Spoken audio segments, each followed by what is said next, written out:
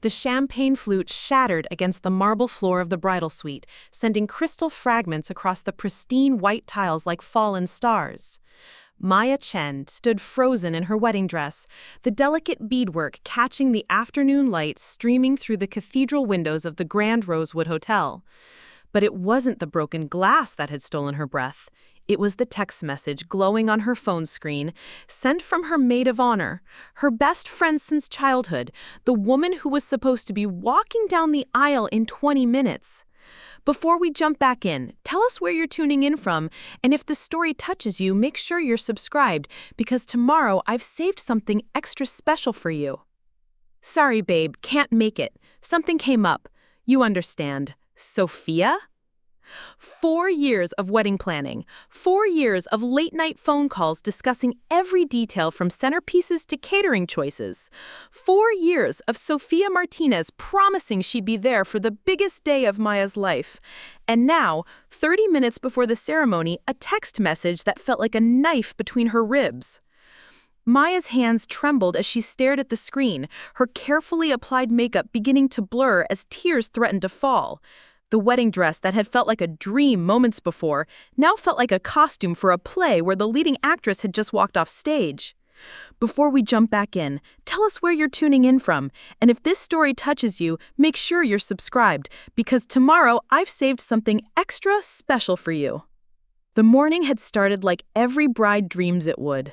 Maya had woken up in the presidential suite at 6 a.m., surrounded by her bridesmaids with mimosas and fresh strawberries waiting on silver trays.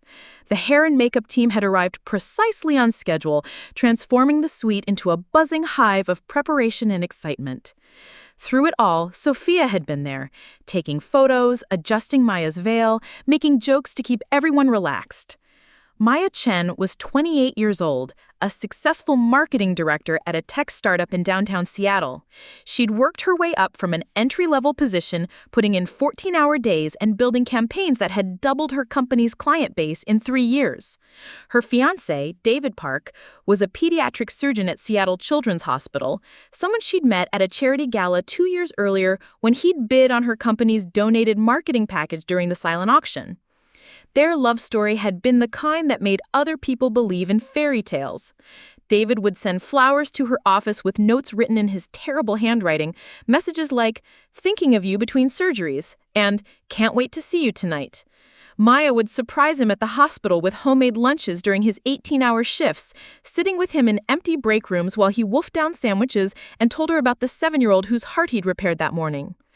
When David had proposed on the rooftop of their first apartment building, with the Space Needle glittering in the distance and their friends hiding behind air conditioning units to capture the moment, Maya had said yes before he had finished asking the question. They'd talked about their future during long walks around Green Lake, planning a house with a garden where David could grow vegetables and Maya could have a home office with floor-to-ceiling windows.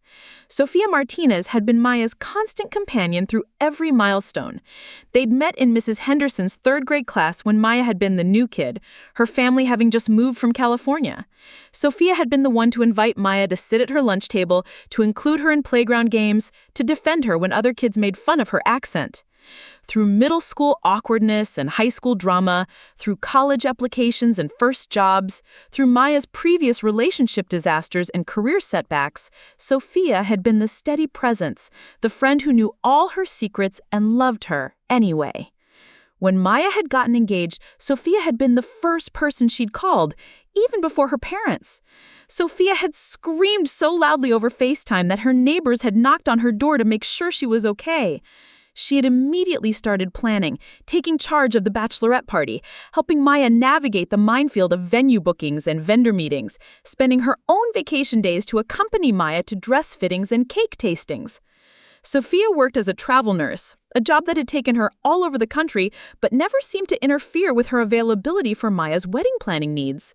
She'd rearranged her assignment schedule to make sure she'd be in Seattle for the entire month leading up to the wedding, moving into Maya's spare bedroom to help with last-minute preparations. The two women had spent countless evenings at Maya's kitchen table, surrounded by wedding magazines and vendor brochures, making lists and checking them twice. Sophia had opinions on everything, from the color of the napkins to the playlist for the reception. She had been the one to suggest the Grand Rosewood Hotel, claiming she had attended a conference there and fallen in love with the ballroom's crystal chandeliers. Maya had trusted Sophia's judgment completely. When Sophia recommended a photographer she'd found online, Maya had booked him without meeting him in person. When Sophia suggested a florist who could do the arrangements for half the price of Maya's original choice, Maya had switched vendors. When Sophia had found a caterer who specialized in fusion cuisine that would honor both Maya's Chinese heritage and David's Korean background, Maya had immediately signed the contract. Looking back, Maya would realize there had been signs, small things that hadn't seemed important at the time. The way that Sophia had insisted on handling all communication with the vendors. How she had always had excuses when Maya suggested they visit the venues together for final walkthroughs. The phone calls that Sophia would take in private, stepping out of rooms with hushed explanations about work emergencies.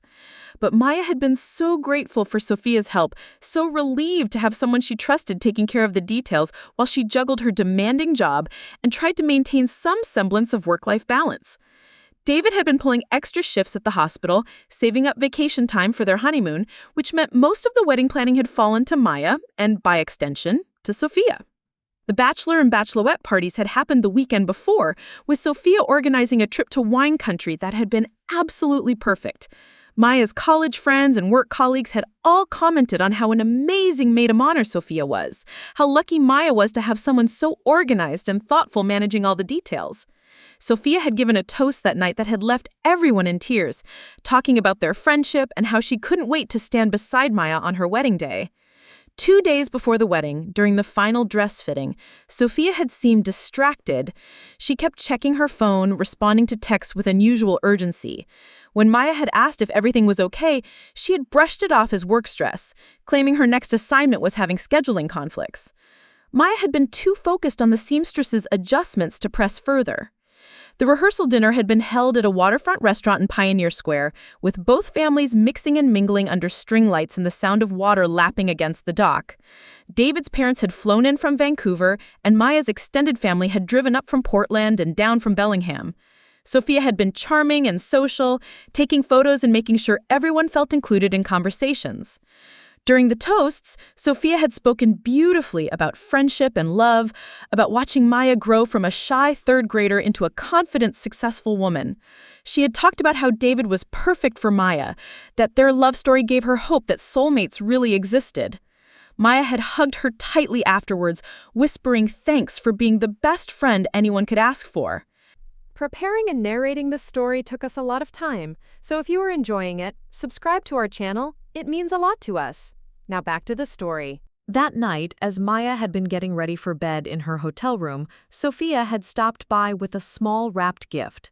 Inside was a delicate bracelet with a charm shaped like a paper airplane, a reference to the note they used to pass in high school chemistry class when Mr. Patterson's lectures got unbearably boring. "For something new," Sophia had said, fastening it around Maya's wrist. "I know you have your grandmother's pearls for something old, and your mom's blue handkerchief for something blue. This can be your something borrowed, too, since it's mine. You can give it back after your honeymoon." Maya had been so touched by the gesture, by the thoughtfulness of incorporating their shared history into her wedding day. She'd fallen asleep that night feeling overwhelmed with gratitude for having someone who knew her so well, who cared enough to make every detail meaningful. The morning of the wedding had started without a hitch. Sophia had arrived at the bridal suite early, coffee in hand for everyone, a playlist of Maya's favorite songs ready to go. She'd helped Maya's younger sister, Emma, with her bridesmaid's dress, fixing a stuck zipper with the kind of patience that had always made her good with kids. She'd coordinated with Maya's mother about the timing for family photos, making sure the photographer captured the moments Maya had specifically requested. As Maya's hair was being styled, Sophia had sat beside her, holding her hand and talking about their childhood memories. She'd reminded Maya of their pact in high school to be each other's maid of honor, no matter what. She'd talked about how proud she was of everything Maya had accomplished, how David was getting the most amazing woman in the world. The makeup artist had finished Maya's look at 2 p.m., and everyone had gasped when Maya saw herself in the full-length mirror. The dress fit perfectly, the alterations highlighting her figure in all the right ways. Her makeup was flawless but natural, enhancing her features without hiding her personality. Her hair was swept up in an elegant updo with small white flowers tucked throughout, honoring her request for something romantic but not overly formal. Sophia had taken dozens of photos, capturing Maya's reaction to seeing herself as a bride for the first time. She'd helped adjust Maya's train, making sure every bead and sequin was lying perfectly. She'd been the one to suggest they'd take some candid shots of Maya alone, saying they'd want to remember this moment forever. At 2:30, Sophia had excused herself to check on the groomsmen and make sure the ceremony space was set up correctly. She'd kissed Maya's cheek and promised to be right back, saying she just wanted to do a final walkthrough to ensure everything was perfect. That had been the last time Maya had seen her.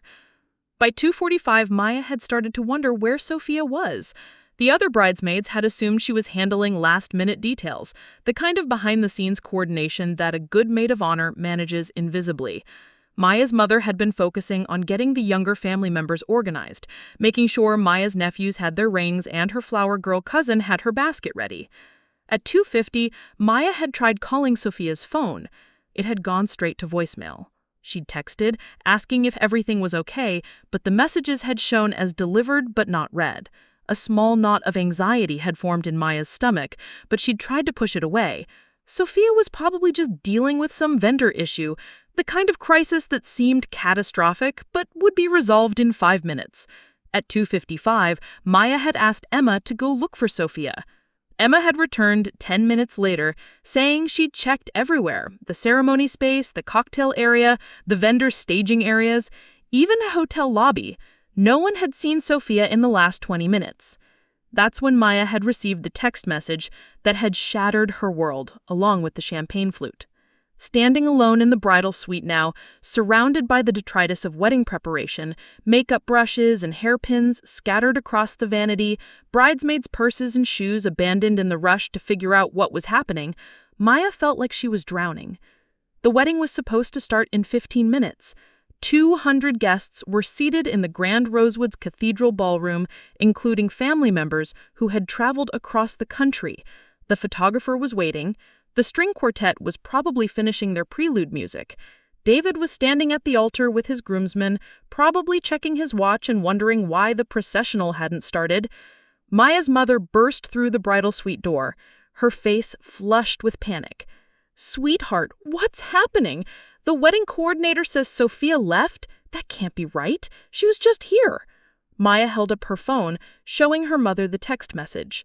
She read it twice, her expression shifting from confusion to disbelief to anger. "She left? Today? Right now?" Maya's father appeared behind her mother, his usually calm demeanor showing cracks of stress. "David is asking if there's a problem. The guests are starting to murmur. What do we tell them?" Maya sank onto the velvet bench in front of the vanity mirror, her wedding dress pooling around her like spilled milk. For the first time in her adult life, she had absolutely no idea what to do. She was a problem solver by profession, someone who built strategies and executed plans for a living. But this situation was so far outside her realm of experience that her mind felt blank. "Maybe there's an emergency," her mother said, trying to inject optimism into her voice. Maybe someone in her family is hurt and she couldn't take the time to explain properly. But even as her mother spoke, Maya knew it wasn't true. If there had been a real emergency, Sophia would have found a way to communicate that. She would have called instead of texting. She would have said what was wrong. The casual tone of the message, the "you understand" that presumed Maya's acceptance of this abandonment, suggested something else entirely.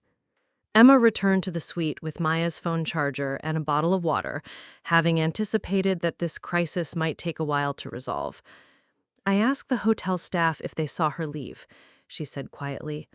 "The concierge said a woman matching her description took a taxi about 20 minutes ago. She had luggage with her." Luggage. That detail hit Maya like a physical blow. Sophia hadn't just had a sudden change of heart or succumbed to last-minute panic. She'd planned this. She'd packed her bags and arranged transportation before sending that text message. This wasn't impulse, it was premeditation. Maya's phone buzzed with another message, this one from David. "Everything okay up there? Should we delay the start time?" Maya stared at the message, paralyzed by the impossibility of the situation. How do you explain to your groom, to your guests, to yourself that your best friend has abandoned you on your wedding day with a 4-word explanation? How do you continue with a ceremony that suddenly feels hollow without the person who was supposed to stand beside you through the most important moments? Her mother sat beside her on the bench, taking her hands. "Sweetheart, I know this is devastating, but we have options. Emma can step in as your maid of honor, or we can have the ceremony without one. The important thing is that you're marrying David today. Don't let Sophia's inexcusable behavior ruin that." Maya knew her mother was right, logically. The wedding wasn't about Sophia, it was about her commitment to David, about the life they were building together. But emotionally, she felt like a crucial part of the day had been ripped away. Sophia was supposed to hold her bouquet during the vows. She was supposed to fix Maya's train before she walked back down the aisle. She was supposed to give the maid of honor speech at the reception, the one they'd practiced together just 3 days ago. More than that, Sophia's absence felt like a rejection of their entire friendship. Maya couldn't understand how someone she'd trusted completely, someone she'd considered a sister, could disappear at such a crucial moment. It made her question everything she thought she knew about their relationship, about Sophia's character, about her own judgment. David knocked on the suite door, his voice muffled but concerned. "Maya, can I come in? I know it's Edluck, but I'm worried about you." Maya's father opened the door just enough to speak to David without letting him see Maya in her dress. They had a hushed conversation that Maya couldn't quite hear, but she could see David's reflection in the hallway mirror, his face grave with concern. After a few minutes, David called out, "Maya, whatever's happening, we'll figure it out together. That's what marriage is for, right? But if you need more time, we can postpone. The guests will understand." His kindness and support made Maya's tears flow freely for the first time since she'd read Sophia's text. Here was the man she was supposed to marry, offering to delay their wedding because he could see she was in pain. He was willing to disappoint 200 guests and absorb the financial cost of rescheduling because her feelings mattered more to him than anything else. That realization helped Maya find her footing. Sophia's betrayal hurt, but David's loyalty reminded her what she was really celebrating today. She was marrying someone who would stand by her through difficulties, someone who put her emotional well-being above social expectations or convenience. Maya stood up, smoothing her dress and checking her reflection in the mirror. Her makeup was slightly smudged from crying, but nothing that couldn't be fixed in 5 minutes. Her hair was still perfect, thanks to enough hairspray to shellac a small boat. The flowers in her updo remained pristine. "I'm getting married today," she announced to the room. "Emma, will you be my maid of honor? I know it's last minute, but—" "Of course," Emma interrupted, already reaching for the maid of honor bouquet that Sophia had abandoned on the side table. "I'd be honored. Literally." Maya's mother smiled for the first time in 20 minutes, pulling out her compact to help fix Maya's makeup. "That's my daughter. Don't let anyone steal your joy." But even as Maya made the decision to continue with the ceremony, part of her mind was spinning with questions. Why had Sophia really left? What had she meant by "something came up"? Was she sick, scared, dealing with some personal crisis she couldn't explain? Or was this something darker, more deliberate? Maya pushed those thoughts aside as the makeup artist, who had been waiting anxiously in the corner, stepped forward to do touch-ups. There would be time later to figure out what had happened. Right now, she had a wedding to attend, her own. The ceremony proceeded beautifully. Despite the behind-the-scenes drama, Emma stepped seamlessly into the maid of honor role, holding Maya's bouquet with shaking hands but a steady smile. David's eyes lit up when he saw Maya walking down the aisle on her father's arm, his expression so full of love and joy that she momentarily forgot about everything else. Their vows were personal and heartfelt, written individually but somehow perfectly complementary. David promised to support Maya's ambitions and dreams, to be her partner in adventure and her comfort in difficulty. Maya promised to love David through the demanding hours of his medical career, to build a home where he could rest and recharge, to be his teammate in whatever challenges life brought their way. When they kissed as husband and wife, the ballroom erupted in applause and cheers. Maya felt a rush of pure happiness, the kind of emotion that temporarily swept away all other concerns. She was married to her best friend, her partner, her soulmate. Whatever else was happening in her life, this moment was perfect. The reception began with cocktail hour in the hotel's rooftop garden, with views of Elliott Bay and the Olympic Mountains providing a stunning backdrop for photos. The photographer worked efficiently to capture all the traditional shots, though Maya noticed he kept looking around as if waiting for someone. She realized he was probably expecting Sophia to appear for the formal wedding party photos. "Change of plans," Maya told him during a brief break between family groupings. "Sophia won't be in any photos today." The photographer nodded professionally, but Maya caught him exchanging glances with his assistant. She wondered what stories would circulate after today, what gossip would spread among Seattle's wedding vendor community about the bride whose maid of honor had vanished. During cocktail hour, Maya mingled with their guests, accepting congratulations and compliments on the ceremony. Several people asked about Sophia, having noticed her absence from the processional. Maya had prepared a standard response. She had a family emergency and couldn't make it. It wasn't true, but it was kinder than admitting she had no idea why her best friend had abandoned her. David stayed close to Maya's side throughout the evening, occasionally squeezing her hand or touching her back in small gestures of support. He didn't ask questions about Sophia in front of their guests, but she could see the concern in his eyes when he thought she wasn't looking. The reception dinner was held in the Grand Rosewood's Grand Ballroom, with round tables decorated in white linens, gold chargers, and centerpieces of white roses and eucalyptus. Maya and David sat at a sweetheart table at the front of the room, facing their guests like royalty surveying their kingdom. The speeches began after the salad course. David's best man, his college roommate Jake, gave a hilarious toast about David's terrible cooking and his habit of practicing medical procedures on stuffed animals.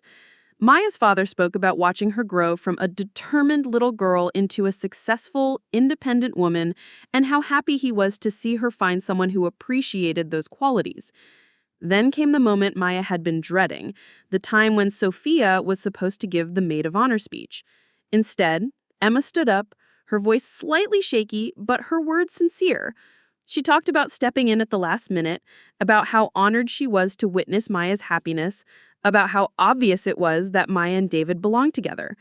Maya felt tears threatening again, but this time they were tears of gratitude for her sister's grace under pressure. Emma had risen to the occasion, filling an impossible gap with dignity and love. As the evening progressed, Maya found herself scanning the room periodically, half expecting to see Sophia appear with some dramatic explanation for her disappearance. She imagined scenarios where Sophia would burst through the ballroom doors, breathless with apologies, and a story about some crisis that had required her immediate attention. But Sophia never came. The dancing began without the traditional maid of honor and best man dance. The bouquet toss happened without Sophia standing in the crowd of single women, laughing and pushing Maya's younger cousins forward. The send-off occurred without Sophia helping to coordinate the sparkler exit that she had insisted on planning. Maya and David left for their suite at midnight, exhausted but happy. The wedding had been beautiful despite the drama, and their guests had celebrated with enthusiasm and joy. Maya's dress had survived 8 hours without major stains or tears. David had remembered all his dance moves, and no one had given any inappropriate speeches or caused any scenes. In their suite, as Maya was carefully removing her veil and jewelry, David finally asked the question she'd been expecting all day. What really happened with Sophia?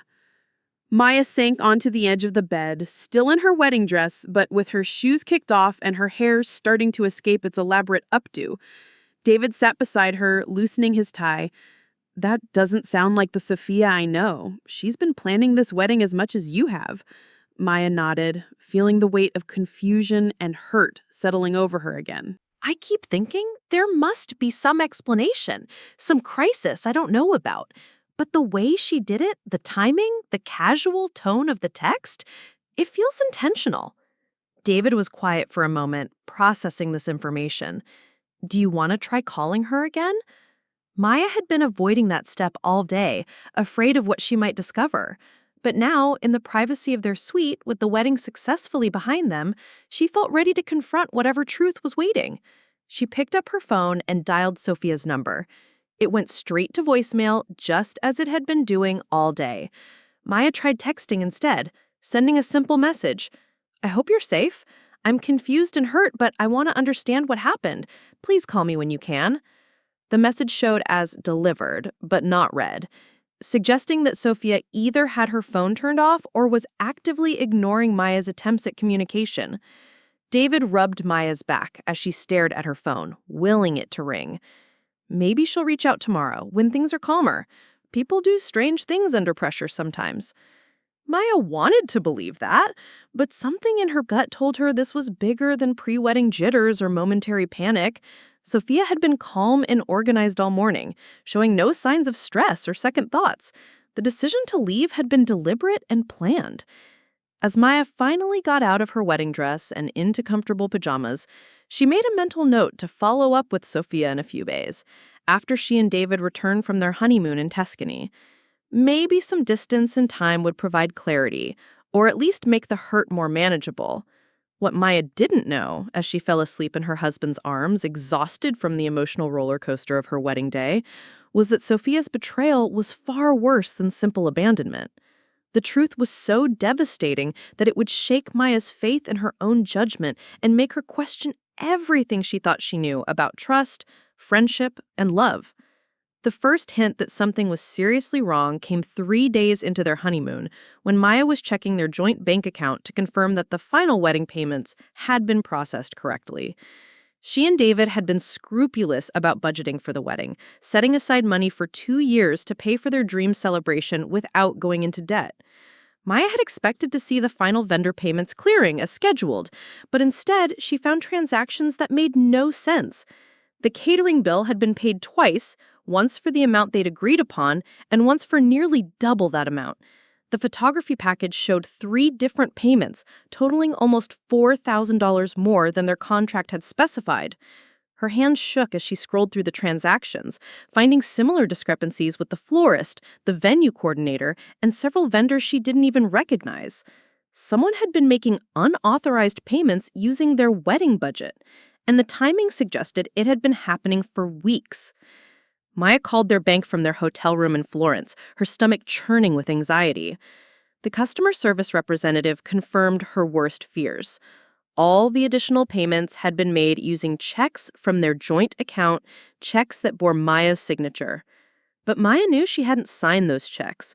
She had kept meticulous records of every wedding expense, and these payments didn't match any of her documentation. Someone else had access to their account information and had been forging her signature. The only person other than David who had detailed knowledge of their wedding budget and vendor contracts was Sophia. Maya had shared spreadsheets and payment schedules with her, trusting her to help coordinate timing and logistics. Sophia had been present during many of their vendor meetings, often taking notes and asking detailed questions about payment terms and deadlines. Maya's mind raced as she began to connect dots she'd been too trusting to see before. Sophia's insistence on handling vendor communications, her reluctance to let Maya visit venues for final walkthroughs, her detailed questions about payment methods and account information, her ability to recommend vendors who offered significant discounts, vendors Maya had never met in person. The devastating truth began to crystallize that Sophia hadn't just abandoned Maya on her wedding day. She had been systematically stealing from them for months, using their wedding as a cover for elaborate fraud. The discounted vendors had likely been charging full price, with Sophia pocketing the difference. The additional payments had probably gone directly into accounts controlled by Sophia. Maya felt physically sick as she realized the scope of the betrayal. This wasn't a moment of weakness or panic. This was a calculated long-term con game that had been planned for months, maybe from the moment Maya had gotten engaged and started planning her wedding. David found Maya sobbing on their hotel room balcony, overlooking the terracotta rooftops of Florence. When she explained what she had discovered, his face went through the same progression of emotions she had experienced: confusion, disbelief, and finally rage. "We need to call the police," he said immediately. "This is theft, fraud, forgery. She can't just steal from us and disappear." Maya nodded, but part of her still couldn't believe that Sophia, the friend who had known all her secrets and supported her through every major life event, had been planning to rob them blind. The cognitive dissonance was overwhelming. How could someone who seemed to care so much about Maya's happiness be simultaneously destroying her financial security? They spent the rest of their honeymoon dealing with banks, filing police reports, and trying to trace the fraudulent transactions. The romantic dinners and art museum visits they had planned were replaced by phone calls to their lawyer and meetings with the American consulate to report the international components of the fraud. Maya learned that several of the discounted vendors Sophia had recommended didn't actually exist. The websites were sophisticated fakes, the phone numbers led to forwarding services, and the business licenses were fabricated. Sophia had created an entire network of fictitious companies to facilitate her theft. The photography contract Sophia had negotiated was with a legitimate photographer, but the payment structure had been altered after Maya signed it. The original agreement called for a 50% deposit and 50% final payment, but additional clauses had been added requiring payments for equipment rentals, travel expenses, and processing fees that didn't exist in Maya's copy of the contract. The florist situation was even more complex. Sophia had recommended a woman named Carmen Rodriguez, who claimed to offer high-end arrangements at reduced prices for brides referred by previous clients. Maya had met Carmen once, briefly, but all subsequent communications had gone through Sophia. It turned out that Carmen Rodriguez didn't exist. The woman Maya had met was likely an actress hired to play a role, and all the floral design consultations Sophia had attended on Maya's behalf had been completely fabricated. The total amount stolen was staggering, nearly $30,000 over the course of 6 months. Maya and David had been budgeting carefully, setting aside money from each paycheck to pay for their dream wedding, and Sophia had been siphoning off their savings the entire time. The police investigation revealed that this hadn't been Sophia's first con.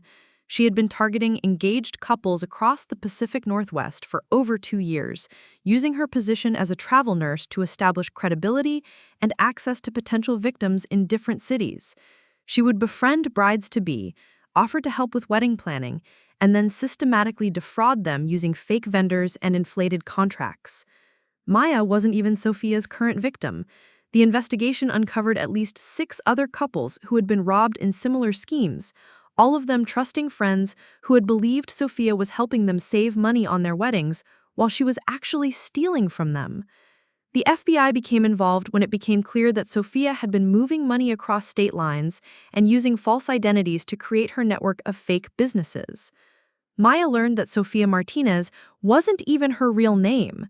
She was actually Sarah Mackenzie, a woman with a history of identity theft and financial fraud dating back over a decade. Maya felt like she was living in a nightmare. The woman she had considered her closest friend, the person who knew her childhood fears and adult dreams, had been a complete fabrication. Every shared memory, every moment of support and loyalty, every late-night conversation about their futures had been part of an elaborate performance designed to gain Maya's trust so she could be robbed more effectively. The psychological impact was almost worse than the financial loss. Maya began to question her judgment about everything and everyone. If she could be so completely deceived by someone she'd known for 20 years, how could she trust her instincts about anyone?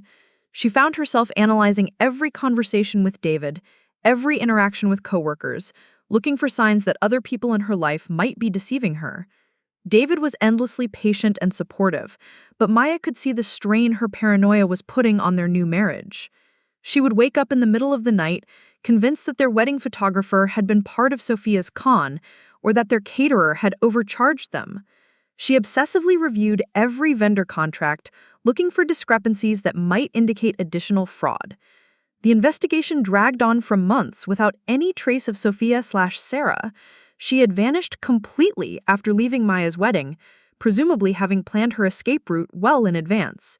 The money she'd stolen was gone, transferred through a series of offshore accounts that were impossible to trace. Maya and David's insurance didn't cover the theft because it had been committed by someone they'd trusted with account access.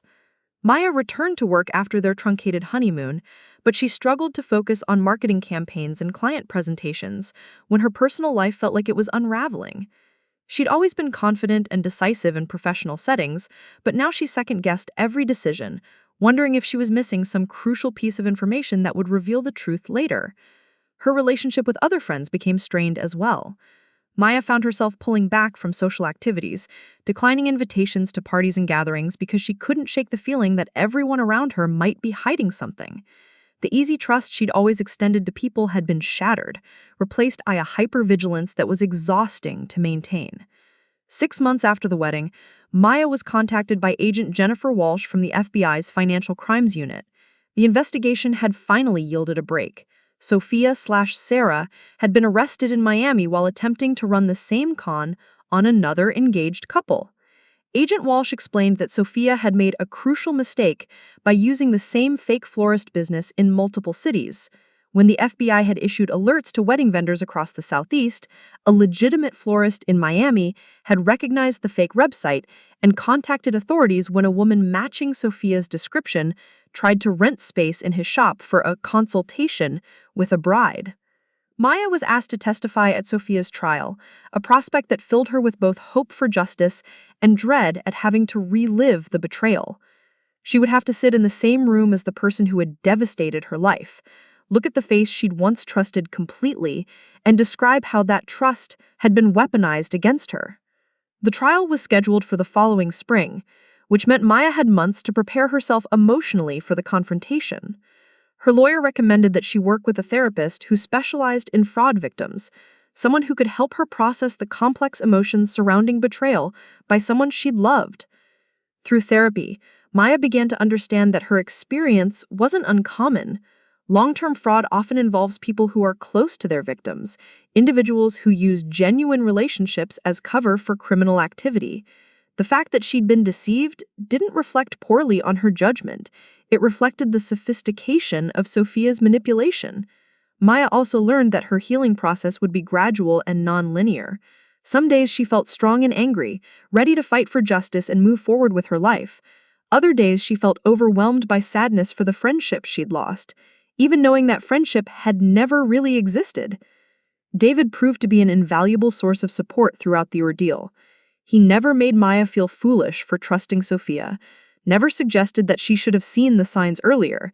Instead, he focused on helping her rebuild her sense of security and confidence, celebrating small victories like Maya agreeing to have dinner with old college friends or accepting a leadership role on a new project at work.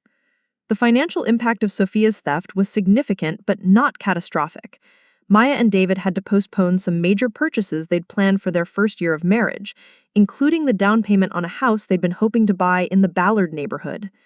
They'd also had to use their emergency fund to cover the shortfall in their wedding budget, leaving them financially vulnerable in a way that made Maya anxious about unexpected expenses. But the psychological impact ran much deeper than money. Maya found herself obsessively researching Sarah Mackenzie, trying to understand who this person really was and how she'd maintained such an elaborate deception for so long. The FBI had provided some basic biographical information, but the details only raised more questions about the nature of their relationship. Sarah Mackenzie was 31 years old, 3 years older than she had claimed to be as Sophia Martinez. She had grown up in Portland, not in the small Washington town where Sophia had claimed to have spent her childhood. She had never been a travel nurse, though she had worked in various healthcare-adjacent roles that had given her enough medical knowledge to maintain that cover story convincingly. Most disturbingly, Maya learned that Sarah had specifically targeted her based on research into Maya's family background and financial situation. The chance encounter in Mrs. Henderson's third-grade class had been nothing random. Sarah's family had moved to Maya's school district so Sarah could befriend children from wealthy families and potentially exploit those relationships later. Agent Walsh explained that long-term cons like this often began with childhood friendships because they provided the deepest foundation of trust. Sarah had been patient, maintaining the relationship with Maya for 20 years while waiting for the right opportunity to exploit it. Maya's engagement had been the trigger Sarah was waiting for, the life event that would involve enough money and complexity to make the con worthwhile. Maya felt sick when she realized that every major moment of their friendship had likely been calculated on Sarah's part. The support during Maya's difficult breakup in college, the celebration when Maya got her first promotion, the late-night phone calls when Maya's grandmother had died, all of it had been performance, emotional manipulation designed to deepen Maya's trust and dependence. The investigation revealed that Sarah had maintained friendships with at least a dozen other people over the years, all of them potential marks who she'd cultivated carefully while waiting for profitable opportunities. Some relationships had been dormant for years, maintained through occasional social media contact and birthday cards, until Sarah identified a vulnerability she could exploit. Maya's case had been particularly valuable because of the combination of her financial stability and her trusting nature. Sarah had spent months studying Maya's spending patterns, her relationship with David, and her approach to wedding planning before designing a con specifically tailored to Maya's personality and circumstances. The fake vendor network had been Sarah's masterpiece, a sophisticated operation that had taken her over a year to establish. She'd created websites, business registrations, phone systems, and even fake reviews to make her fictional companies appear legitimate. She'd studied real wedding vendors in multiple cities to understand industry pricing and practices, then designed her fake businesses to offer services that seemed too good to be true, but weren't quite suspicious enough to trigger serious investigation. Maya learned that Sarah had even hired actors to play roles in the con, including the fake florist Carmen Rodriguez and several other vendor representatives Maya had met briefly. The level of planning and investment required for such an elaborate scheme suggested that Sarah had been running similar operations for years, possibly supporting herself entirely through wedding fraud. The psychological profile developed by FBI behavioral analysts painted Sarah as a sophisticated psychopath, someone capable of maintaining long-term emotional relationships without any genuine attachment or empathy. She was skilled at reading people and understanding what they needed to feel secure and supported, then providing exactly those things while simultaneously exploiting the trust she'd built. Maya struggled with the implications of this analysis. It meant that every moment of support and friendship she'd received from Sophia had been a calculated manipulation. Sarah had never cared about Maya's happiness or well-being. She'd only cared about maintaining access to Maya's finances and trust.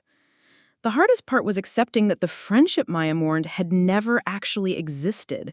She grieved for a relationship that had been real to her, but completely false for the other person involved. It was like mourning someone who had died, except that person had never truly lived in the first place.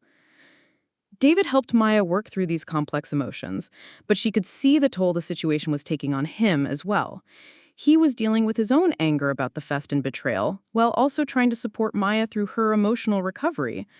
Their first year of marriage, which should have been a honeymoon period of adjustment and joy, was instead dominated by legal proceedings and psychological healing. Maya's relationship with her family was also affected by the revelation.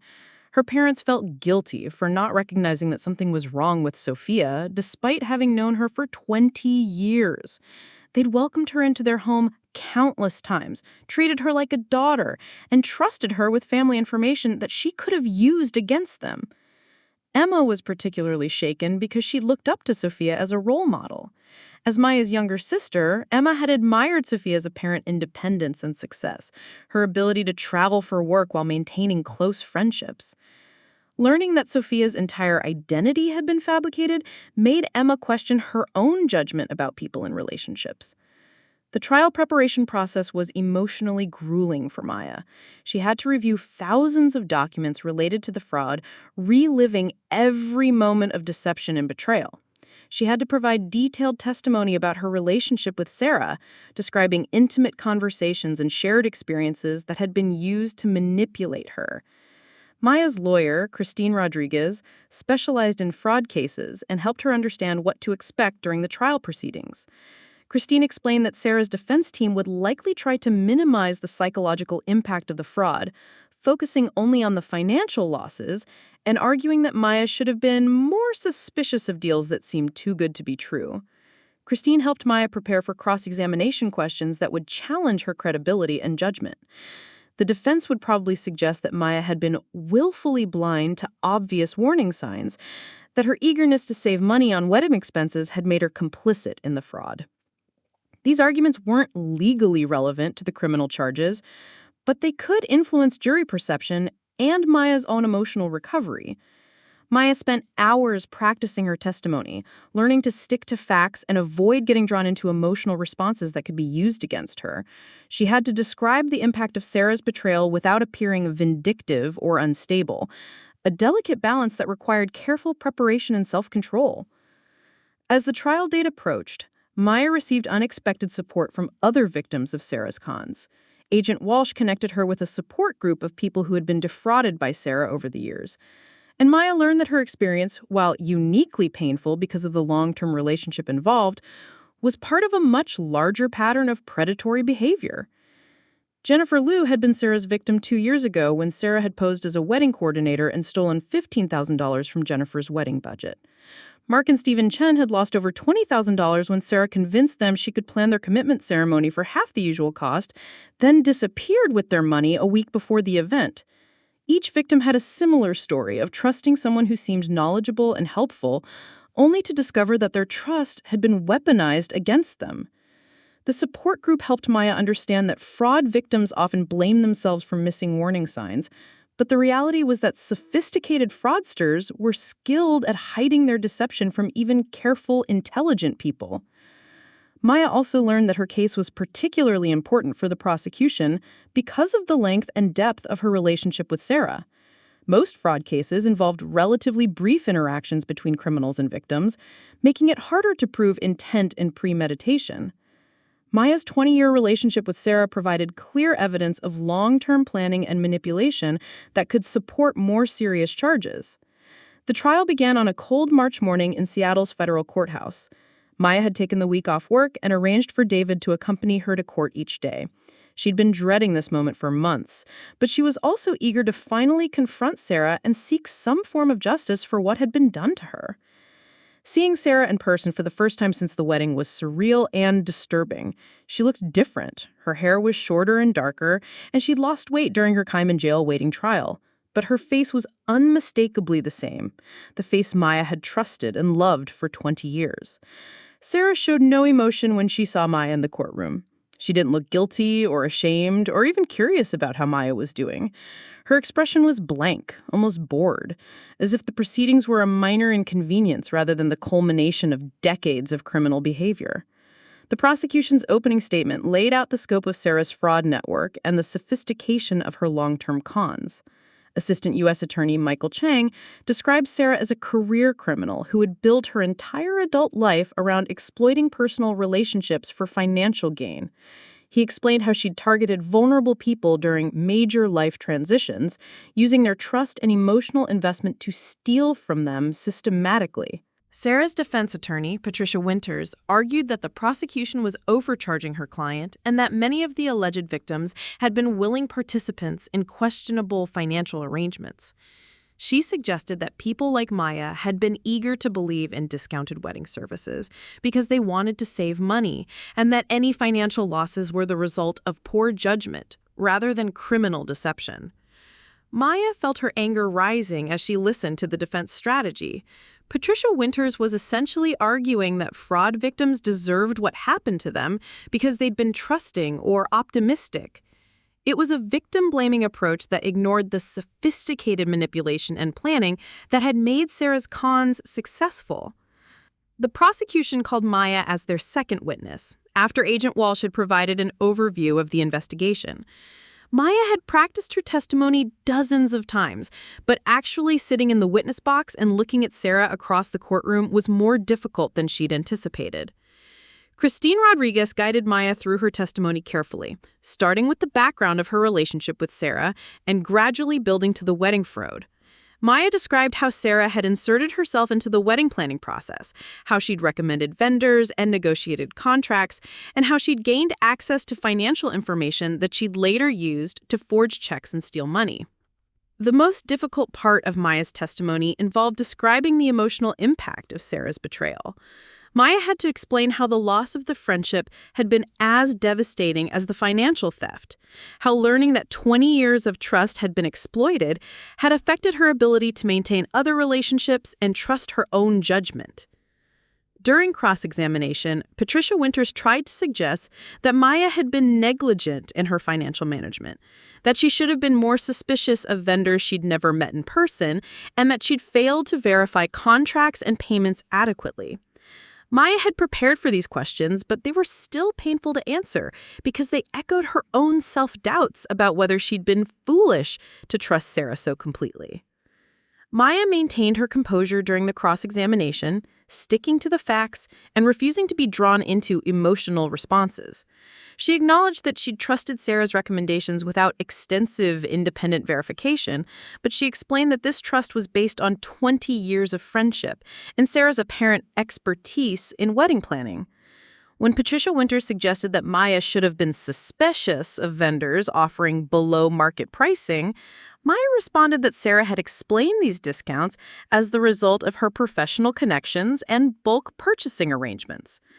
The explanations had seemed reasonable at the time, especially coming from someone Maya had trusted implicitly. The prosecution also called several expert witnesses to explain the sophistication of Sarah's fraud network and the psychological techniques she'd used to manipulate her victims. Dr. Robert Kim, a forensic psychologist, testified about the methods used by long-term con artists to build and maintain trust with their victims. Dr. Kim explained that Sarah's approach was consistent with techniques used by sophisticated fraudsters who understood that the most profitable cons required deep emotional investment from victims. He described how Sarah had used genuine relationship-building activities like emotional support and shared experiences to create authentic feelings of friendship in her victims while never developing genuine emotional attachment herself. The financial expert testimony was provided by forensic accountant Lisa Park, who had traced the flow of money through Sarah's network of fake businesses and offshore accounts. Lisa explained how Sarah had created sophisticated systems for moving stolen money quickly and hiding it from law enforcement, suggesting years of experience in financial fraud. Lisa's analysis showed that Sarah had stolen over $400,000 from wedding fraud victims over the previous 3 years, with Maya's case representing one of the largest individual thefts. The money had been moved through multiple jurisdictions and converted into various assets that would be difficult to recover, suggesting that Sarah had been planning her eventual escape for some time. The prosecution also called several other victims to testify about their experiences with Sarah. Jennifer Liu described how Sarah had convinced her to use fake vendors for her wedding flowers and photography, resulting in a ceremony with no professional photos and decorations that never arrived. Mark and Stephen Chen explained how Sarah had collected payments for a commitment ceremony that she'd never actually planned to coordinate, leaving them to scramble for last-minute arrangements when she disappeared. Each victim's testimony reinforced the pattern of Sarah's behavior and the sophistication of her manipulation techniques. The cumulative impact was powerful, showing that Maya's experience wasn't an isolated incident, but part of a systematic criminal enterprise that had harmed dozens of people over several years. Sarah chose not to testify in her own defense, which was her constitutional right, but also meant that she never had to explain her actions or show any accountability for the harm she had caused. Maya had been hoping for some kind of acknowledgement or apology, some recognition that Sarah understood the devastation she had caused. But Sarah remained silent throughout the proceedings. The defense case was brief and focused primarily on challenging the prosecution's evidence rather than offering alternative explanations for Sarah's behavior. Patricia Winters tried to call a few character witnesses who testified about Sarah's helpful behavior in other contexts, but their testimony seemed hollow given the overwhelming evidence of systematic fraud. Patricia Winters also tried to argue that some of the charges should be reduced because victims like Maya had received some legitimate services, such as the actual wedding ceremony that had taken place. This argument ignored the fact that Sarah had stolen far more money than the value of any services provided, but it was an attempt to minimize the severity of the charges. The closing arguments took place on a Friday afternoon, with both sides summarizing their cases for the jury.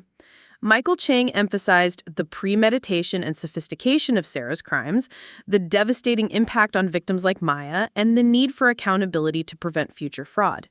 He reminded the jury that fraud was a serious crime, regardless of whether victims had been trusting or careful, and that Sarah's manipulation of personal relationships made her behavior particularly egregious. Patricia Winters argued that the prosecution had failed to prove intent beyond a reasonable doubt, suggesting that Sarah's actions could be explained as business mistakes or civil disputes, rather than criminal fraud. She asked the jury to consider whether Sarah really intended to steal from people or whether she'd been overwhelmed by complicated business arrangements that had spiraled out of control. Maya knew that Patricia Winters was doing her job as a defense attorney, but the arguments felt insulting to her intelligence and experience. There was nothing accidental or overwhelming about Sarah's careful planning and systematic theft. The fake businesses, forged signatures, and deliberate deception were clear evidence of criminal intent. The jury deliberated for 2 days before returning with their verdict. Maya sat in the courtroom with David, holding his hand tightly as the foreman read the charges one by one. Sarah was found guilty on all counts: mail fraud, wire fraud, identity theft, money laundering, and conspiracy to commit fraud. The maximum sentence for all charges combined was over 20 years in federal prison. Maya felt a mixture of relief and emptiness when the verdict was announced. She was glad that Sarah would be held accountable for her crimes, but the guilty verdict couldn't restore the money that had been stolen or repair the psychological damage that had been done. Justice was important, but it wasn't the same as healing. Sarah showed no emotion when the verdict was read. She didn't look at Maya or any of the other victims who were present. Her lack of reaction was almost more disturbing than anger or sadness would have been, suggesting that she felt no genuine remorse for the harm she had caused. The sentencing hearing was scheduled for 6 weeks later, giving Maya time to prepare a victim impact statement that would be considered by the judge when determining Sarah's punishment. Maya spent hours writing and rewriting her statement, trying to convey the full scope of the damage Sarah had caused without appearing vindictive or asking for excessive punishment. Maya's victim impact statement focused on the psychological and emotional harm rather than just the financial losses. She described how Sarah's betrayal had affected her ability to trust other people, how it had impacted her marriage and family relationships, and how it had forced her to question her own judgment and instincts about human nature.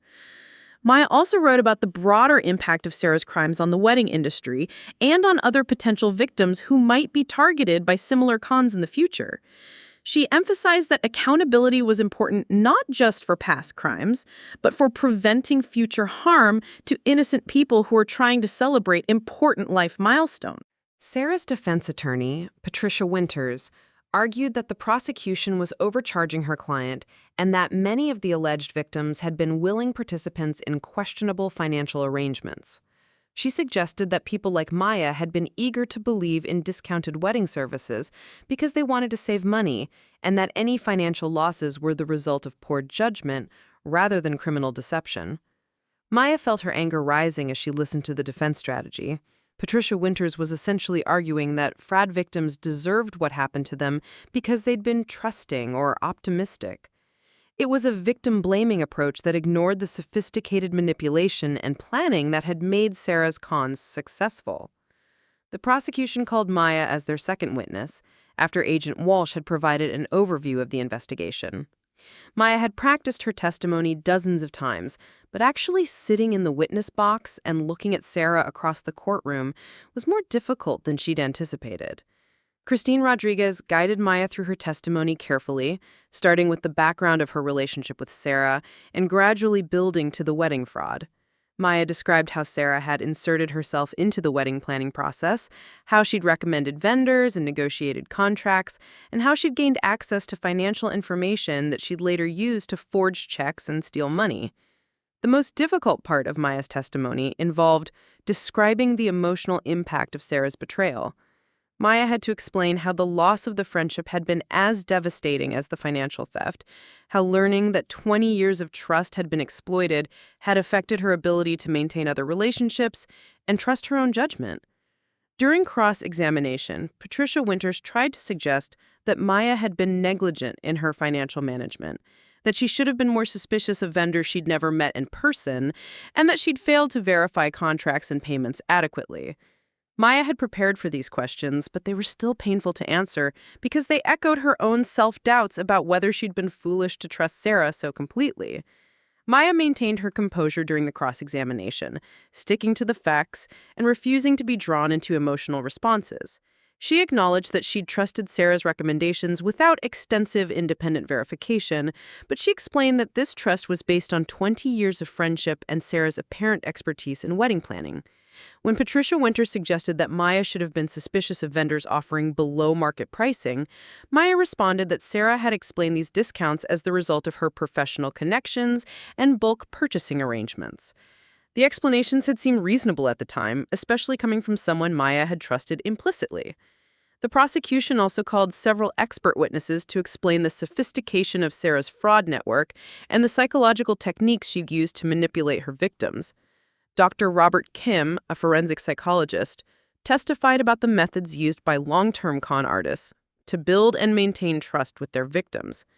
Dr. Kim explained that Sarah's approach was consistent with techniques used by sophisticated fraudsters who understood that the most profitable cons required deep emotional investment from victims.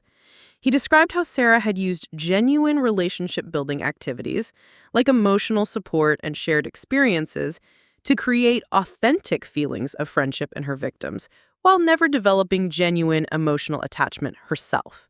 The financial expert testimony was provided by forensic accountant Lisa Park, who had traced the flow of money through Sarah's network of fake businesses and offshore accounts.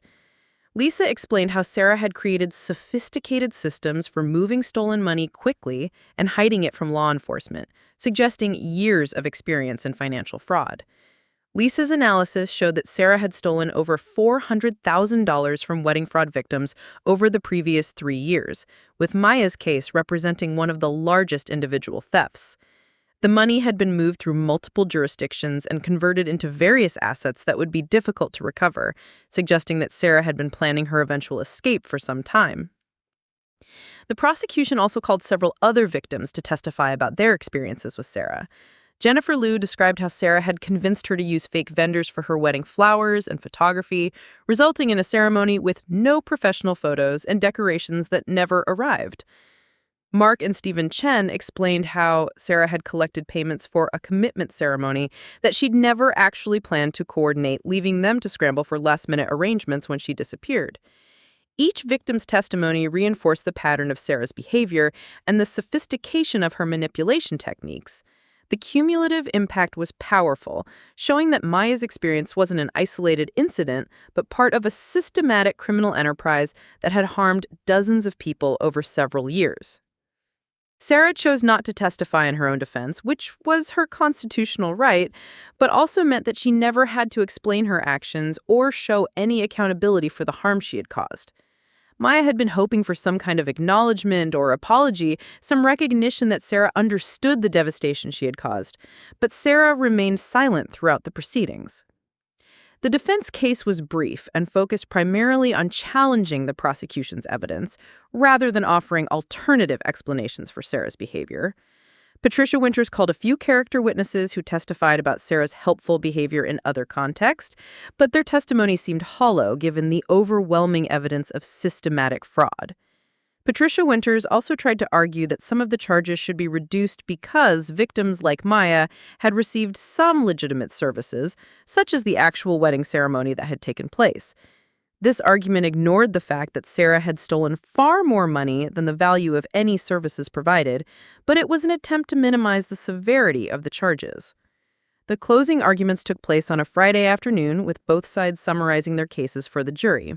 Michael Chang emphasized the premeditation and sophistication of Sarah's crimes, the devastating impact on victims like Maya, and the need for accountability to prevent future fraud.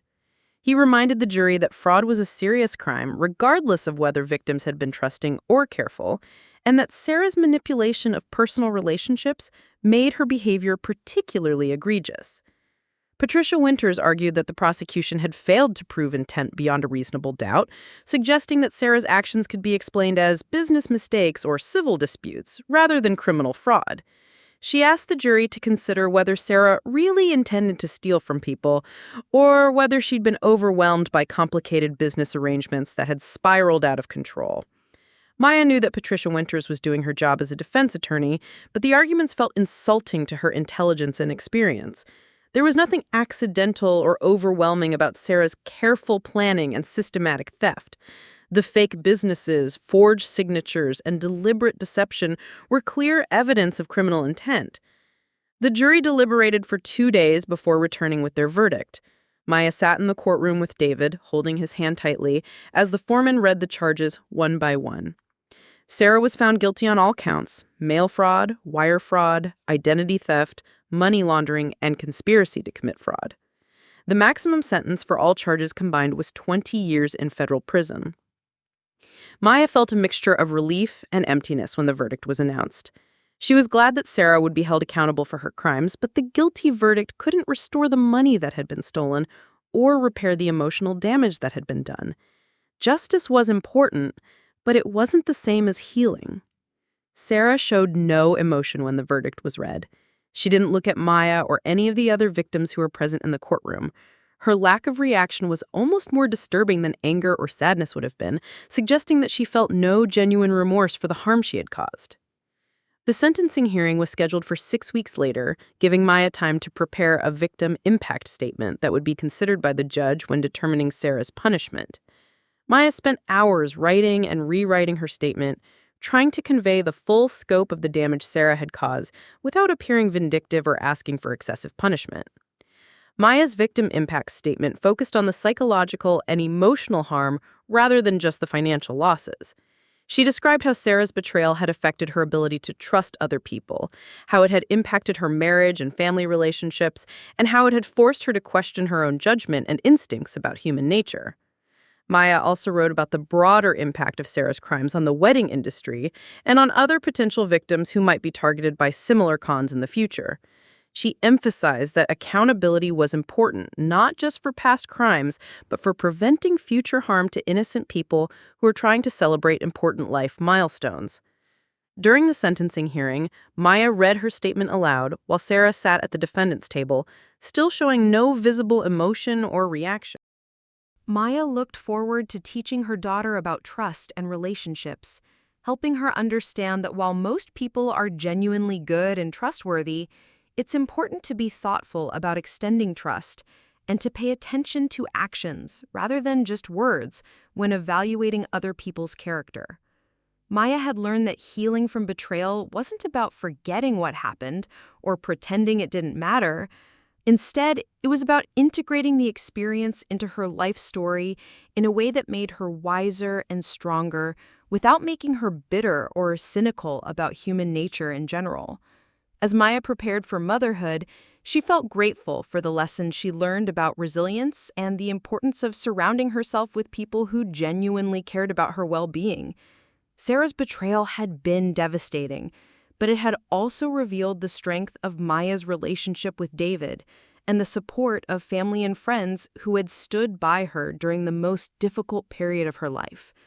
Maya's experience had taught her that trust is precious and should be protected, but also that the ability to trust and be trusted is fundamental to human happiness and connection.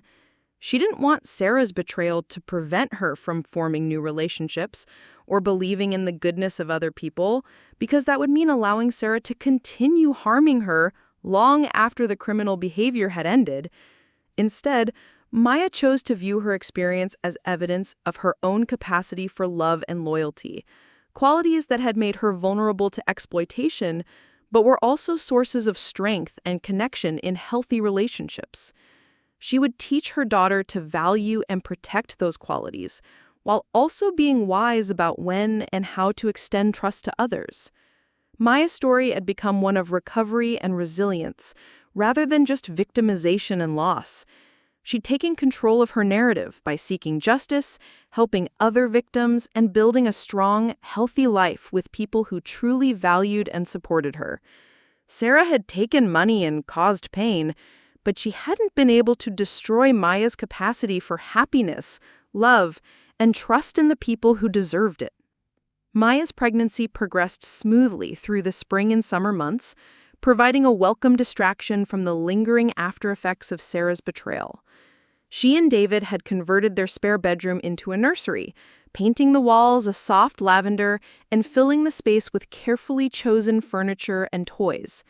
The process of preparing for their daughter's arrival helped Maya focus on the future rather than dwelling on past hurts. During her second trimester, Maya received an unexpected phone call from Agent Walsh.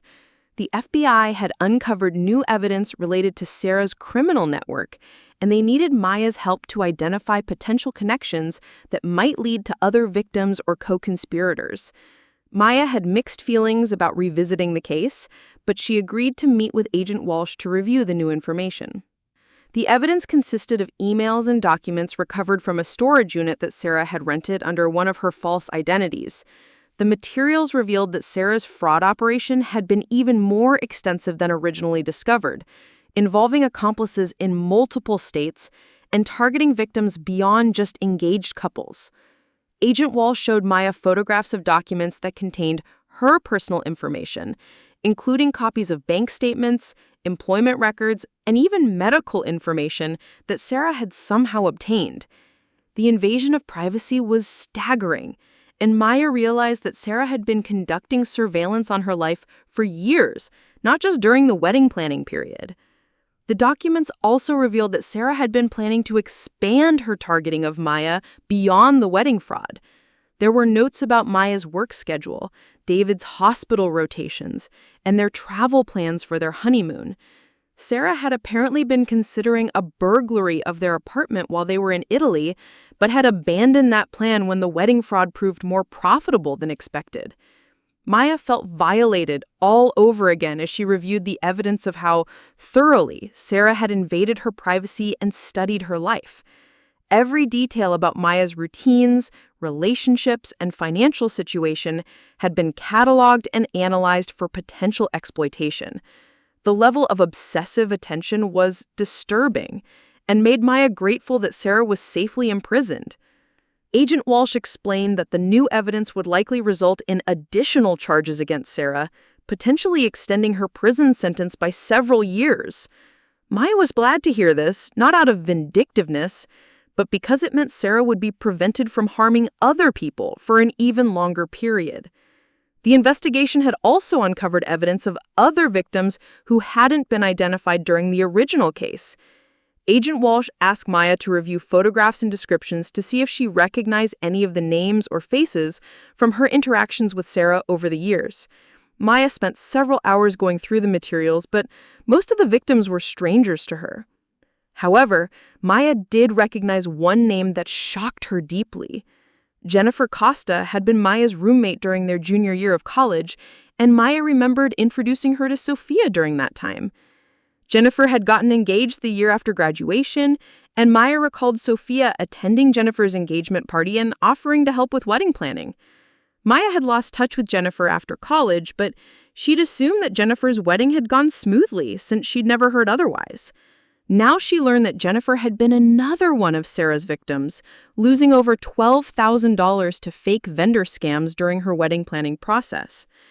Agent Walsh arranged for Maya to speak with Jennifer by phone, and their conversation was both heartbreaking and illuminating.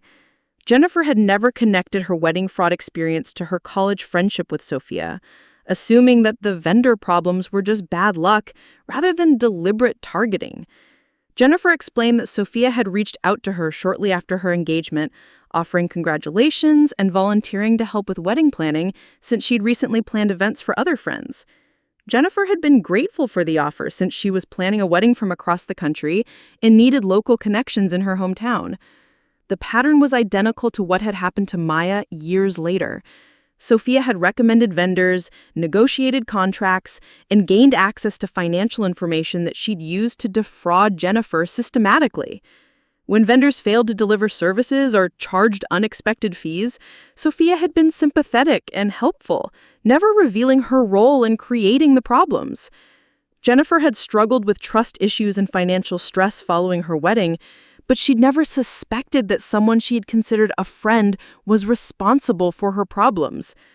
Learning the truth years later was both validating and traumatic, confirming her instincts about being deliberately targeted had been correct, while also revealing the depth of Sarah's deception. Maya and Jennifer decided to stay in touch, finding comfort in their shared experience of having been deceived by the same person. They began meeting regularly for coffee, comparing their memories of Sarah and trying to identify warning signs they'd missed at the time. Through these conversations, Maya realized that Sarah had been refining her techniques over many years, learning from each victim what worked and what didn't. The fraud that had targeted Maya had been more sophisticated than what Jennifer had experienced, suggesting that Sarah had gotten better at her criminal craft through practice and experience.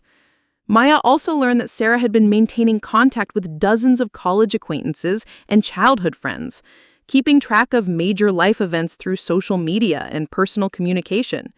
She'd created a vast network of potential victims, staying connected just enough to seem like a caring friend while actually monitoring for opportunities to exploit.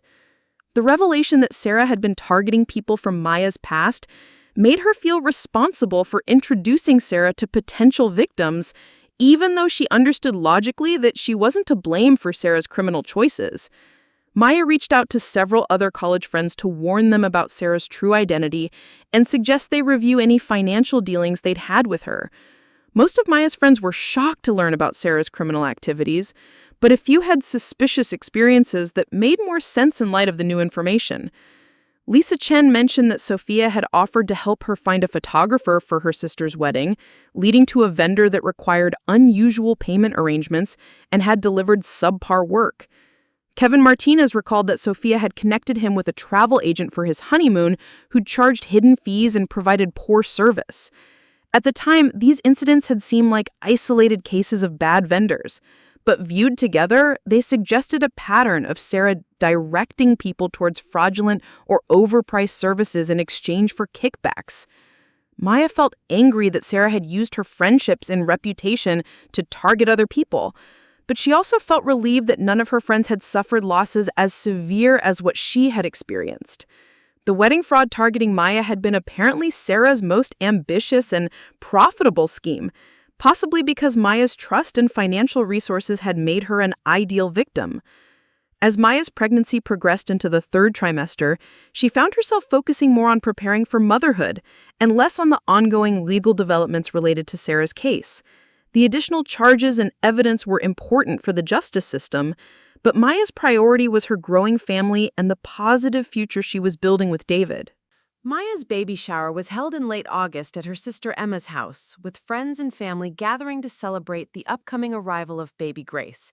The event was joyful and intimate, with decorations in soft pastels and games that had everyone laughing and sharing pregnancy stories. As Maya opened gifts and received advice from experienced mothers, she reflected on how different this celebration felt from her wedding day. The baby shower was surrounded by people she truly trusted, relationships that had been tested by difficult times and proven to be genuine and supportive. Maya realized that one positive outcome of Sarah's betrayal had been a clarification of which relationships in her life were truly valuable. The friends and family members who had supported her through the fraud investigation and recovery process were the people she could count on during any crisis, and she felt grateful to have that knowledge. David's mother had flown in from Vancouver for the baby shower, bringing with her a family heirloom cradle that had been used by 3 generations of babies in David's family. The gesture was meaningful to Maya, representing her acceptance into a family that valued tradition and continuity. Maya's own mother had been especially supportive throughout the pregnancy, helping with nursery preparation and sharing stories about Maya's own infancy.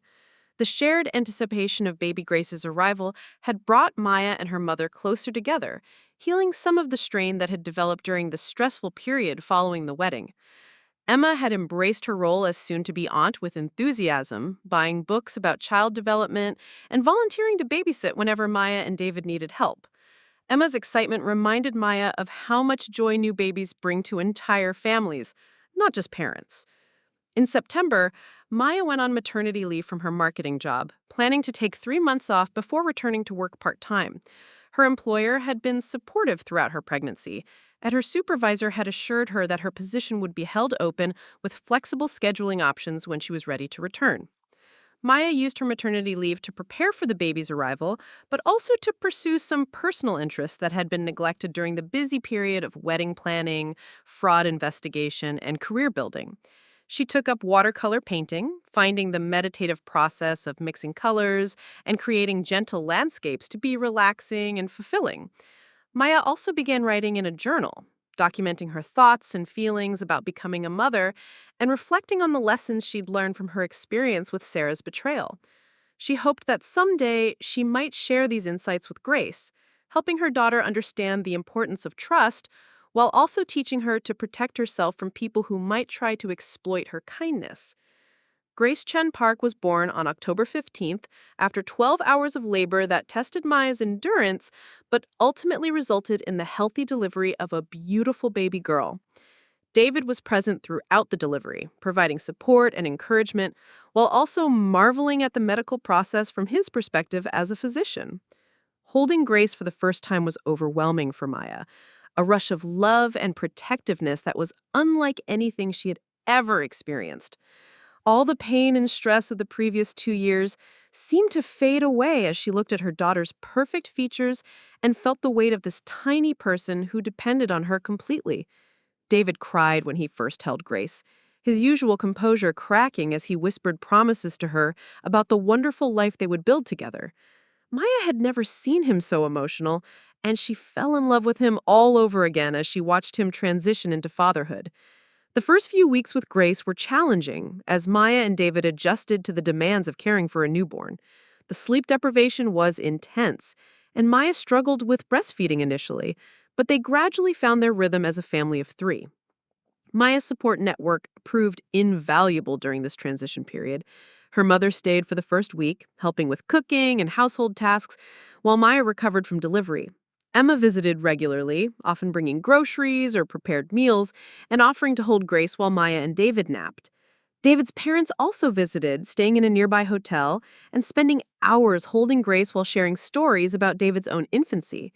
The presence of loving grandparents helped Maya and David feel supported and connected to family traditions as they began creating their own family culture.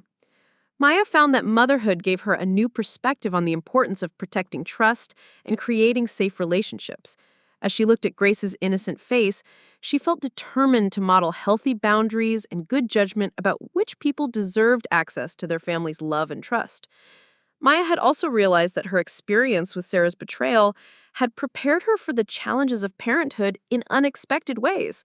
She had learned to trust her instincts, even when others questioned her judgment, to seek support when facing difficult situations, and to persevere through crisis while maintaining hope for better times ahead. When Grace was 6 weeks old, Maya received a letter from the Federal Bureau of Prisons notifying her that Sarah had been transferred to a facility in Texas to serve the remainder of her sentence. The letter included information about victim notification services that would alert Maya to any changes in Sarah's incarceration status, including potential release dates or parole hearings. Maya filed the letter away without much emotional reaction. Sarah's imprisonment was a fact of life now, but it wasn't something Maya thought about regularly. Her focus was entirely on her new family and the positive future they were building together. As Grace grew and began to develop her own personality, Maya marveled at the joy and purpose that motherhood brought to her life. The sleepless nights and constant demands were exhausting, but they were balanced by moments of pure happiness when Grace smiled or reached for Maya's face with tiny fingers. Maya returned to work part-time when Grace was 3 months old, finding that the intellectual stimulation of marketing projects provided a welcome balance to the demands of motherhood. Her employer had arranged for flexible scheduling options that allowed her to work from home several days per week, making it easier to manage both career and family responsibilities. David had adjusted his hospital schedule to be home more in the evenings and on weekends, prioritizing family time while still maintaining his commitment to his young patients. He discovered that being a father made him an even more compassionate pediatric surgeon, as he better understood the fears and hopes that parents brought to their children's medical care. Maya and David had also begun discussing their long-term plans for their family, including the possibility of having more children and their goals for Grace's education and upbringing. These conversations felt grounded and optimistic in the way that their early marriage discussions had sometimes lacked, perhaps because they'd proven to themselves that they could navigate major challenges together successfully. On Grace's first birthday, Maya and David hosted a small party in their backyard with close friends and family. The celebration was simple but meaningful, with decorations in Grace's favorite colors and a cake that she could safely explore with her hands. As Maya watched Grace giggle while playing with wrapping paper instead of her new toys, she reflected on how much her life had changed since that devastating day when she discovered her car missing and received Sarah's cruel text message. The betrayal that once seemed like the end of her world had ultimately led to a deeper understanding of what really mattered in life. Maya realized that Sarah's theft had actually freed her from relationships and expectations that weren't serving her well. The financial stress had forced Maya and David to prioritize their spending and focus on what they truly valued, leading to better financial habits and clearer goals for their future. The loss of trust in Sarah had also made Maya more intentional about the relationships she maintained and invested in. She'd learned to recognize the difference between people who offered genuine support and those who were primarily interested in what they could gain from the relationship. Most importantly, Maya had discovered her own resilience and ability to recover from devastating setbacks. She'd survived betrayal by someone she loved and trusted completely, and she'd emerged stronger and wiser rather than bitter or cynical. As Grace took her first tentative steps around the coffee table, Maya felt a profound sense of gratitude for the life she had built through determination and the support of people who truly cared about her well-being. The future looked bright and full of possibilities that hadn't been available to her before she'd learned to trust herself and choose her relationships wisely. Maya's story had become one of transformation rather than just survival. She'd taken the worst experience of her life and used it as the foundation for building something better, proving to herself that she had the strength and wisdom to overcome any challenge that life might present. During the summer when Grace turned 18 months old, Maya received a call from Christine Rodriguez, her lawyer, informing her that Sarah had died in federal prison. The death had been sudden, apparently from a heart attack, and there would be no impact on the restitution orders or other legal matters related to the case. Maya felt surprised by her lack of emotional reaction to the news. She'd expected to feel anger, sadness, relief, or some other strong emotion, but instead she felt mostly indifferent. Sarah's death didn't change anything about Maya's life or bring back what had been stolen, but it also didn't cause additional pain or disruption. Maya realized that she'd already processed and moved beyond Sarah's impact on her life. The healing had been complete enough that Sarah's death felt like closing a book she'd already finished reading, rather than like a significant life event. Maya chose not to share the news with Grace, who was too young to understand anyway, but she did tell David and her immediate family. Their reactions were similarly muted, suggesting that they'd also moved beyond the active impact of Sarah's betrayal and were focused on their current lives rather than past hurts. Maya did feel a moment of sadness for the person Sarah might have been if she'd made different choices, but that sadness was abstract rather than personal. Sarah had chosen a path that led to isolation, imprisonment, and ultimately an early death, while Maya had chosen to build connections, trust, and love despite the risk of being hurt again. As Grace began to talk and express her own personality, Maya started thinking about how she would eventually explain difficult concepts like betrayal, trust, and forgiveness to her daughter. She wanted Grace to be cautious without being fearful, trusting without being naive, and resilient without being hardened by life's inevitable disappointments. Maya began reading books about child development and parenting strategies, but she also relied on her own instincts and the lessons she learned from her experience with Sarah. She wanted to raise Grace to be confident in her own judgment, while also being open to advice and support from people who had earned her trust. Maya's relationship with David continued to deepen and strengthen as they navigated the challenges and joys of parenting together. They learned to communicate openly about their fears and hopes, to support each other through difficult periods, and to celebrate their successes and happiness without taking them for granted. On their 5th wedding anniversary, Maya and David took a weekend trip to the San Juan Islands, leaving Grace with Maya's mother for the first time since her birth. The trip was a chance to reconnect as a couple and remember what they loved about each other beyond their roles as parents. As they walked along the beach at sunset, Maya reflected on how different their marriage was from what she'd imagined on their wedding day. The fairy tale romance had been tested by real challenges and had emerged as something deeper and more valuable than simple happiness or compatibility. Maya realized that Sarah's betrayal had actually strengthened her marriage by forcing her and David to rely on each other completely during a period of crisis. They'd learned that their partnership could survive major stress and that their love was strong enough to overcome external challenges. Maya also appreciated that David had never blamed her for trusting Sarah or suggested that she should have been more suspicious. His support had been unconditional and patient, allowing Maya to heal at her own pace without pressure to get over the betrayal according to someone else's timeline. When Grace turned 2, Maya and David began discussing whether they wanted to have another child. Maya felt ready to expand their family, confident that she could handle the demands of multiple children and eager to give Grace a sibling to grow up with. The conversation about having another baby also led to discussions about their long-term goals and dreams as a family. They talked about where they wanted to live, what kind of education they wanted to provide for their children, and how they would balance career ambitions with family priorities. Maya felt grateful that these conversations were based on shared values and mutual respect, rather than on external expectations or pressure from others. She and David had learned to make decisions based on what felt right for their family, rather than on what other people thought they should do. Maya's professional life had also evolved in positive directions since Grace's birth. She'd been promoted to a senior marketing director position that offered more flexibility and creative challenges while still allowing her to maintain work-life balance.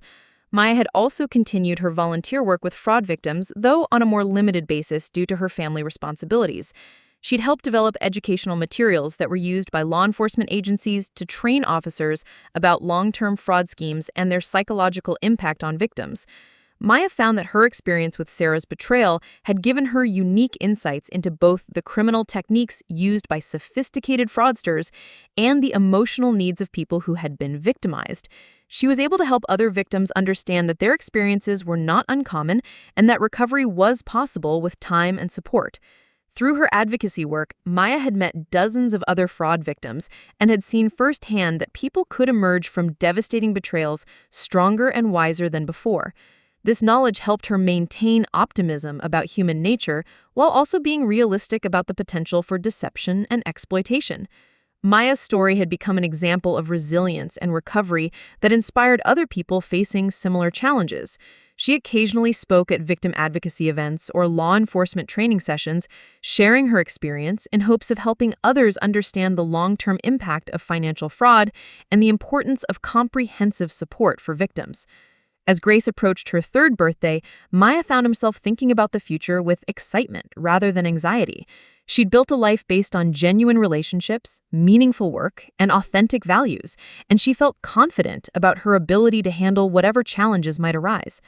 Maya realized that her experience with Sarah's betrayal had been a terrible but ultimately valuable teacher about the importance of trust, the resilience of the human spirit, and the power of love to overcome even the most devastating disappointments.